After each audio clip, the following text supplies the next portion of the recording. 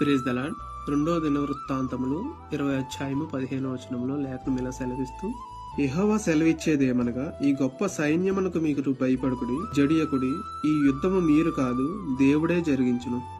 ప్రియమైన సహోదరి సహోదరులారా, ఇక్కడ లేఖనం చూసుకుంటే గొప్ప సైన్యంకు అంటే నార్మల్ సైన్యం కాదు, చాలా గొప్ప సైన్యానికి కూడా మీరు భయపడకండి, నేనున్నానని దేవుడు ఎంత ధైర్యపరిచే విధంగా యెహెజ్కేలు మీద ఆత్మ రూపంలో దేవుడు వచ్చి ఈ వాగ్దానం తెలియజేశాడు.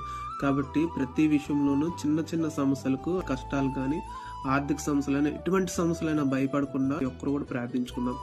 మహాగణుడు సర్వోన్నతమైన దేవుని యొక్క గొప్ప నామానికి వందనం చెల్లించుకుంటున్నాం తండ్రి.